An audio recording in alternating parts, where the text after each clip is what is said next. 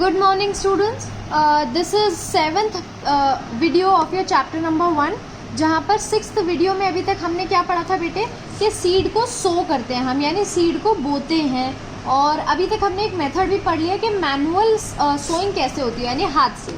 ठीक है, अब यहाँ पर ये दूसरा मेथड है by using a seed drill, यानी सीड ड्रिल यानी मशीन यूज़ करना। आपने देखा होगा बीज बोने की एक मशीन सी आती है, right. Seed drill is a long metal tube, एक लॉन्ग सी मेटल ट्यूब होती है, लंबी metal tube with fingers attach to the funnel at the top, और उसके ऊपर एक फ्यूनल अटैच होता है।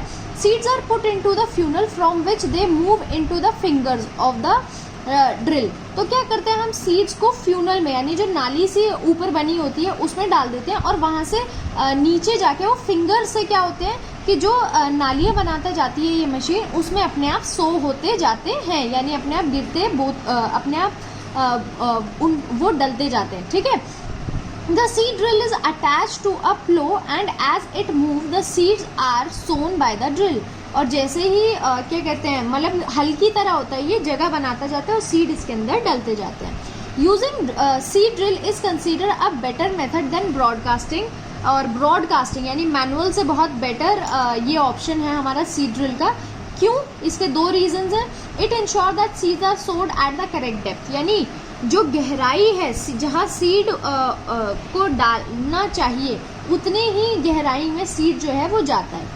अगर सीड क्या होगा, if the seeds are spread on the surface of the soil, अगर मिट्टी के ऊपर ऊपर रह जाएंगे तो क्या होगा कि उनको चिड़िया खा जाएगी। ठीक है, वो उगी नहीं पाएंगे, they will be eaten by birds. However if the seeds are sown too deep the tender shoot may not be able to put through the soil, और अगर बहुत ज़्यादा गहरा हम बो देंगे तो क्या होगा, शूट ऊपर आ ही नहीं पाएगी। तो इसीलिए ये मशीन हमेशा करेक्ट डेप्थ पे बोती है। It ensure proper spacing between the seed, और एक चीज़ और, क्योंकि ये तो मशीन है तो कभी भी स्पेस इधर उधर नहीं होता, हमेशा दो सीड्स के बीच में बराबर गैप होता है। If the seeds are too close it leads to overcrowding, अगर बहुत ज़्यादा पास होंगे तो क्या होगा, ओवर क्राउडिंग, मतलब एकदम एक दूसरे में घुसे हुए होंगे, कोई रास्ता नहीं होगा। ठीक है, however if the seeds are sown too far apart it result in wastage of land, और अगर बहुत ज़्यादा दूर होंगे तो लैंड का वेस्टेज होगा। तो नेक्स्ट टॉपिक इज ट्रांसप्लांटेशन। अब क्या होता है ये transplantation? Sometimes as in rice, tomato, brinjal, onion and chili seeds are not directly sown in the field. क्या होता है कभी जो जैसे ये सीड्स हैं राइस के, टोमेटो के, ब्रिंजल, अनियन और चिली के, इनको कभी भी हम फील्ड में डायरेक्ट जाके सो नहीं करते, डायरेक्ट जाके नहीं बोते। Instead they are planted in a group of seed bed called nursery. जब इनको हम क्या करते हैं, छोटे छोटे सी बेड बनाते हैं, यानी जैसे इतने पोर्शन में उगा दिए, इतने पोर्शन में, जिसको हम नर्सरी बोलते हैं। After they are grown to a certain height the seedling are transfer and transplanted to the field, और जब एक जितनी हाइट हमें चाहिए उतनी तक थोड़ा ये बड़ा हो जाता है, उसके बाद हम इसको फील्ड में यानी ज़मीन में बोते हैं। वरना छोटे छोटे, कभी आपने देखा होगा ना, जब आप प्लांट लेने जाते हैं तो पन्नियों में उगा के रखते हैं, और उसके बाद वो क्या करते हैं, उससे निकाल के आपको गमले में या जहाँ पर भी लगवाना है वहाँ। तो ऐसे ही हम ये जो प्लांट्स हैं इनको लगाते हैं। This help the farmer select only the healthy seedling and to space them properly when planting, और इससे क्या होगा, हेल्दी सीडलिंग होगी, जो उसमें से शूट निकलेगा, चीज़ें निकलेंगी, प्लांट निकलेगा छोटा, वो सब बहुत हेल्दी होंगे, और स्पेस भी हम प्रॉपर स्पेस में प्लांट कर पाएंगे।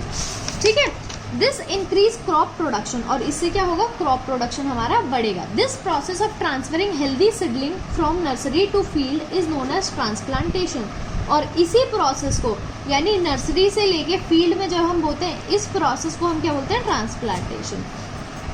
Farmers usually produce seeds on their own, farmers जो है यूजुअली क्या करते हैं, अपने सीड्स जो है खुद ही जो है वो प्रोड्यूस करते हैं, यानी वो लेकर नहीं आते, खरीद के नहीं आते, खुद ही प्रोड्यूस करते हैं। However they can also buy good quality of seeds, और कभी कभी अगर उनकी क्वालिटी अच्छी नहीं होती तो वो बाहर से भी खरीद लेते हैं from the state agriculture department और सीड कॉर्पोरेशन। ठीक है, इन दोनों जगह से वो खरीद सकते हैं।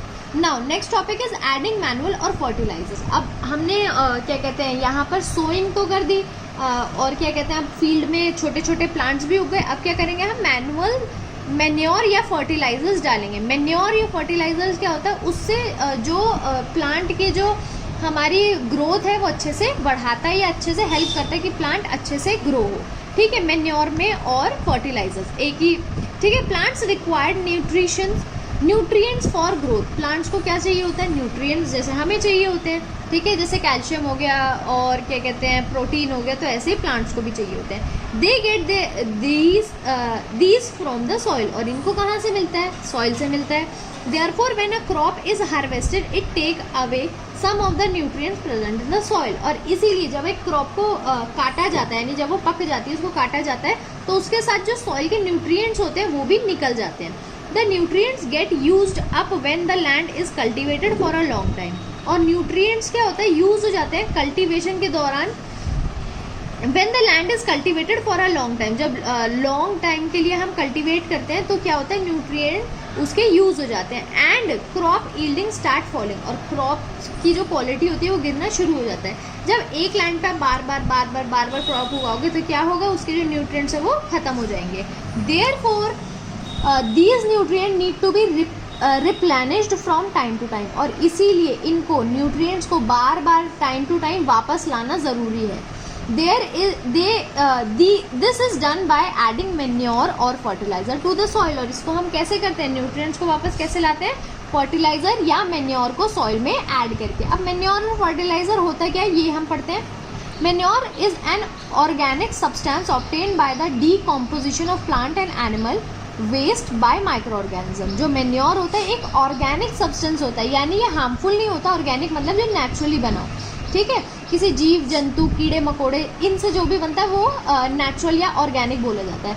Obtain bye decomposition of plant, यानी जो सड़े गले प्लांट या एनिमल होते हैं उनके वेस्ट से क्या होता है? माइक्रो ऑर्गेनिज्म बनता है। उनके वेस्ट सड़ा हुआ हो या वो खुद सड़े हुए हो, उन सब से हम मैन्योर बना सकते हैं। Cow dung is most often use by the farmer as manure. और जो काउ डंग यानी जो गोबर होता है वो सबसे ज़्यादा जो है फार्मर्स उसको यूज़ करते हैं। Farmer may add plant and animal waste directly to the soil. और जो फार्मर्स हैं वो प्लांट और एनिमल का वेस्ट डायरेक्टली भी सॉइल में डालते और convert them first into compost, और पहले उसको कंपोस्ट में भी कन्वर्ट कर सकते हैं। तो डायरेक्ट काउडंग को डाल दें या फिर उसको कंपोस्ट में चेंज करें, यानी उसके साथ काफ़ी चीज़ें मिलाएं। ठीक है, and then use it as a manure, और उसके बाद उसको मैन्योर की तरह यूज करें। However compost alone is not sufficient to promote the growth of the crop. मगर सिर्फ कंपोस्ट अकेला इतना सफिशिएंट नहीं होता, इतना ताकतवर नहीं होता कि वो क्रॉप के ग्रोथ को प्रमोट करे यानी बढ़ाए। It must be supplemented by fertilisers. उसको फर्टिलाइजर सप्लीमेंटेड मतलब साथ में इस्तेमाल करना पड़ता है फर्टिलाइजर्स के।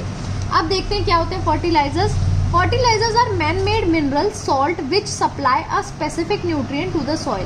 Fertilizer जो होते हैं क्या होता है? एक मिनरल होता है, मिनरल सॉल्ट होता है जो मैन मेड होता है, ये नेचुरल नहीं होता। ठीक है, which supply a specific nutrient to the soil, जो एक स्पेसिफिक यानी एक पर्टिकुलर न्यूट्रिएंट्स ही सॉइल को सप्लाई करता है। The most commonly use fertilisers are rich in nitrogen.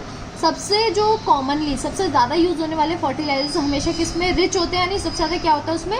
Nitrogen हो सकता है, फॉस्फोरस, पोटेशियम, और they are called NPK fertiliser in short, या फिर उसको NPK यानी नाइट्रोजन, फॉस्फोरस और पोटेशियम। ठीक है, fertilisers have several advantages over manure. अब फर्टिलाइजर्स के क्या फ़ायदे हैं मैन्योर से ज़्यादा देखते हैं। Being in concentrated form,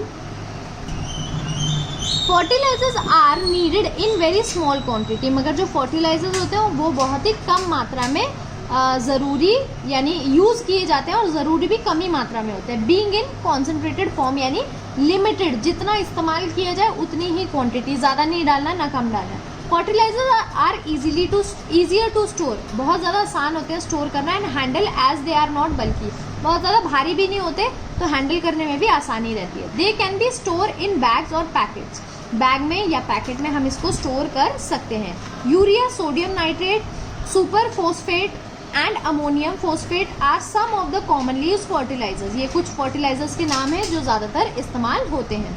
fertilisers must be chosen carefully for each crop and soil type. हमेशा जब भी आप फर्टिलाइजर्स चूज करेंगे तो क्रॉप, कौन सी क्रॉप आप उगा रहे हैं और किस सॉइल में उगा रहे हैं, इसका ध्यान रखते हुए ही हम चूज करेंगे। Example, leguminous plant like peas, bean do not require nitrogenous fertilisers. जैसे पीस और बीन्स होते हैं, इसमें नाइट्रोजन की जरूरत नहीं होती, तो हम वो वाला फर्टिलाइजर्स क्यों लेंगे। Most often farmer use judicious combination of manure and fertiliser make the soil fertile. क्या होता है कि जो जिनको फार्मिंग की नॉलेज होती है, ऐसे फार्मर जिनको क्रॉप का पता होता है, वो हमेशा क्या करते हैं, मैन्योर और फर्टिलाइजर्स को मिलाकर तब इस्तेमाल करते हैं। ठीक है, next topic is irrigation for the survival and proper development of the plant. अब प्लांट के सर्वाइवल के लिए, उनके प्रॉपर डेवलपमेंट के लिए कि वो अच्छे से ग्रो हो, उनके पास पानी अच्छा हो, वो प्रोडक्ट अच्छा दे, वाटर इज नेसेसरी। क्या चीज जरूरी होती है, पानी। जैसे हमारे लिए वैसे प्लांट के लिए। Root fail to develop and elongate in the dry soil. Root जो है वो ज्यादा लंबी नहीं हो पाती, ठीक है, और ना ही अच्छे से उग पाती अगर सॉइल जो है वो हमेशा ड्राई रहती है। आपने देखा होगा प्लांट मर जाते हैं। So fields have to be provided with water from time to time according to the need of different crop। तो इसीलिए फील्ड को हमेशा पानी देते रहना चाहिए, पानी को प्रोवाइड करवाते रहना चाहिए टाइम टू टाइम, जैसे टाइम होता है, ठीक है, अकॉर्डिंग टू द जैसे भी क्रॉप की नीड है। ठीक है, अगर बहुत ज्यादा पानी चाहिए तो हमें ज्यादा बारी करना पड़ेगा, कम चाहिए तो कम बारी भी करना पड़ेगा। The supply of water into the crop at different interval is called irrigation. और इसी सप्लाई को, यानी इसी पानी के पहुंचाने को फील्ड तक जब हम बार बार अलग अलग इंटरवल यानी कुछ कुछ समय के बाद देते हैं, इसी को इरिगेशन कहते हैं। ठीक है, यानी supply of water into the crop, यानी क्रॉप को पानी प्राप्त करवाना कि कब, थोड़े थोड़े समय के बाद, इसी को इरिगेशन कहते हैं। Indian farmers mostly depend on rain for irrigation. जो इंडियन फार्मर्स होते हैं वो ज्यादातर किस पे डिपेंड होते हैं, रेन पे डिपेंड होते हैं इरिगेशन के लिए। मतलब वो अगर रेन नहीं होगी तो उनकी फसलें मरी जाती हैं। However other form of irrigation are essential since rainfall vary from time to time. अब हमें तो नहीं पता रेनफॉल कब आएगी कब नहीं आएगी, कभी कभी लेट भी हो जाती है, कभी कभी जल्दी भी आ जाती है, तो इसीलिए हमेशा हमने क्या किया है, आर्टिफिशियल इरिगेशन के फॉर्म बना लिए हैं। ठीक है, मतलब खुद से या फिर पानी कहीं और से लाके हम उसमें डालने लग गए। The chief sources of water, जो चीफ यानी मेन सोर्स है पानी के, वो क्या है, river, canal, stream, lake, well, tubewell. ये सब आपने अपने गांव में देखे होंगे कि यहाँ से सब आपने फसलों में पानी डालते हैं। और कुछ कॉमन मेथड जो है इरिगेशन के वो आप नीचे पढ़ेंगे। ठीक है, तो ये जो है यहाँ पर आपका वीडियो नंबर 7 खत्म होता है और बाकी आप वीडियो नंबर 8 में पढ़ेंगे।